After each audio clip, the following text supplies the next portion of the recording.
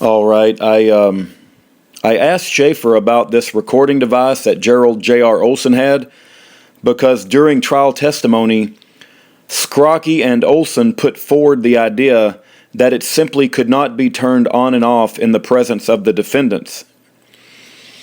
So let me read you the trial testimony by Gerald J.R. Olson, and then I asked Schaeffer if he cared to add any clarity to that, and then I want to read you Schaeffer's response.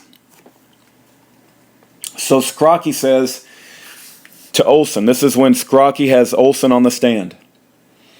Could you explain to the jury as you understood it what your directions were with respect to these recording devices you had? What were your instructions and what did you do? Olson. I would take the device, and before I'd go to a meeting, right before, I would do what's called tag it. Give the date and the time and who I was going to meet with and who I was meeting with. And then start the recording, push the recording, and then go into the meeting. Scrocky. Was this device that you had something you could turn on and off? Olson. Yes, it could be turned on and off. Scrocky. Was it something you could turn on and off in the presence of the defendants without?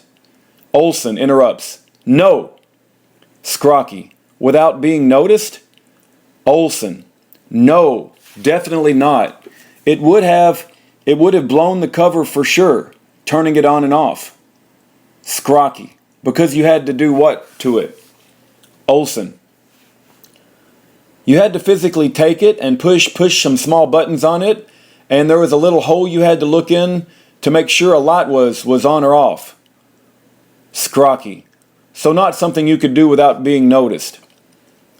$300,000 whore, Gerald J.R. Olson. No, definitely not. Scrocky. Did you ever, Mr. Olson, turn the recorder off in the presence of the defendants?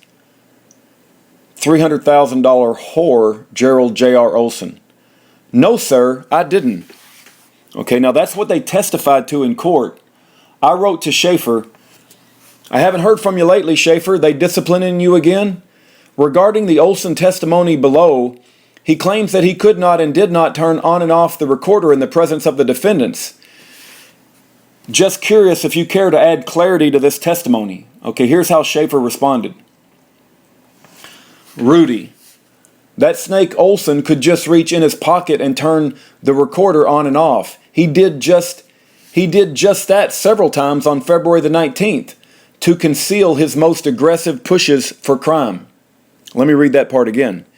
He did just that several times on February the 19th to conceal his most aggressive pushes for crime.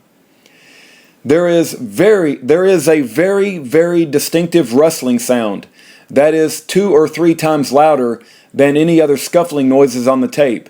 This is him turning it on and off. You will notice that he asks where the bathroom is, then goes in there and turns it off. It comes back on as he's walking down the steps at Coleman's house and sees a child and says to the child, I'm not your daddy.